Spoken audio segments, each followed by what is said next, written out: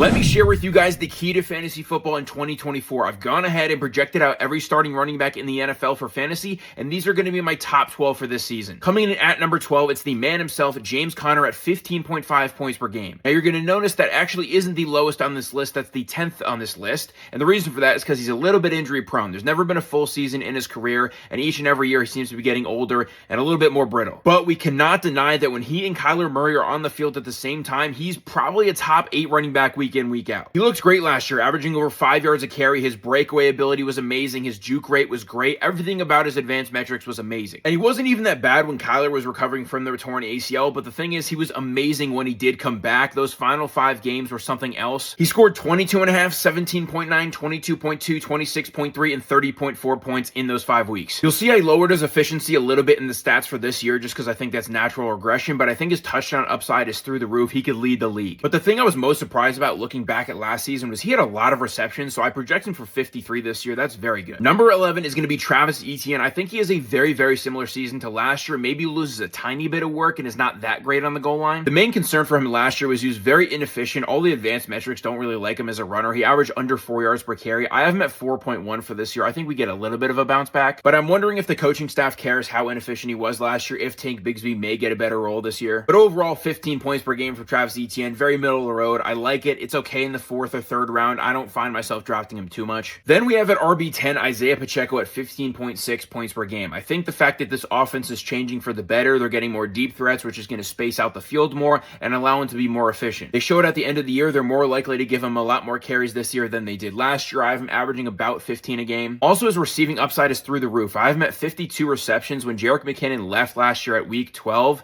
he became such a different player. He averaged 3.9 catches a game, and he was averaging over 70% of snaps in the last 7 out of 8 games. The one downside in his profile, he's not going to score a ton of touchdowns, even though the Chiefs are projected to be one of the highest scoring teams this league. They went from 21.5 points per game last year to a projected 27.5 this year. We know how much Andy Reid and Mahomes love to throw on the goal line, so I just don't think Pacheco will get quite enough usage there. Then at number 9, we have Devonta Aun. I have him being a little bit less efficient than last year. He was averaging 8 yards per carry. I got him at 5.8, still number 1 in the league. I don't think he's going to go that insane like he did last year, but the scheme is still going to be amazing. I gave him a little bit of a boost in the receiving role, 44 receptions this season. I think he gets like 11-ish attempts per game. I still think Mostert gets slightly more carries than him. And even though Mostert is still going to dominate the goal line work like he did last year, he had 16 goal line carries where Etienne only had 2. I still have Etienne scoring about 8 rushing touchdowns and 3 touchdowns through the air. Then we get to number 8, Derrick Henry, who I have leading the league in attempts per game at 18.2. This means he's going to be one of 2 running backs in the league to get over 300 rushing attempts this year, and I also have him being second highest in rushing touchdowns scored at 14.5. The reason for this is the Ravens ran the most rushing plays per game last year, and Gus Edwards was insane on the goal line. Edwards led the league with 12 touchdowns inside the 5-yard line. He had 15 goal line carries and 19 attempts inside the 5. The only problem is that Derrick Henry and Lamar Jackson are pretty much going to catch no passes together. I have him at 20. That may even be generous, to be honest, so he's finishing with 15.6 points per game. Moving on to running back 7, it is Kyron Williams at 16.5 points per game. I thought I was going to nerf him a little bit more than this, but I've come around to my senses. Even though he only played 12 games last year, he had 60 red zone touches. That was 4th in the league, and he had 11 goal line carries. I'm not sure how he's going to really lose the goal line role. Blake Corum is a good backup, and I think he takes like 25 to 30% of the touches, but I expect that to be more like 3rd down stuff. So as you'll see, I have Kyron at 39 receptions. Nothing crazy. I think Corum kind of eats into a little bit of that receiving work. And right now, I have Kyron at 12.5 rushing touchdowns this year. That is tied for 3rd for me. Now we start to get to the real big boys here. We got RB6, Saquon Barkley at 16.8 points per game. I think he's going to be much more efficient behind this great O-line than he was with the Giants. I got him at 4.8 yards per carry. It could honestly be over 5. And I do think he gets a fair amount of touchdowns at 9.5. This could go even higher. There's a real upside chance that the tush-push kind of gets a little bit limited because Jason Kelsey's gone. So if that does happen, we could see like 12 to 14. I wouldn't be shocked. But he is explosive enough where if he's inside the 20-yard line, he rips off like a 15-yard touchdown. I could see plenty of those. So 9.5 is fair. DeAndre Swift had about 40 catches last year in only 16 games. So I think 48 receptions for Saquon is pretty fair. Saquon is obviously a more talented back than Swift, and he's great in open space. So I think they're going to develop a lot of screenplays to him. Now we get to RB5, Jahmyr Gibbs at 16.5 points per game. Now this is lower than Barkley, and it's the same as Kyron, but I think the difference is he has a second gear that he could hit, or if David Montgomery does go down, he's the complete RB1. He's definitely not going to get a ton of attempts per game. I got him only at 13. 221 attempts on a season is pretty fair for a guy his size, but I gave him an uptick in reception work. 58 is going to be real. That's going to be insane this year, honestly. I heard they're going to give him more work. I don't know how much more they can give him, but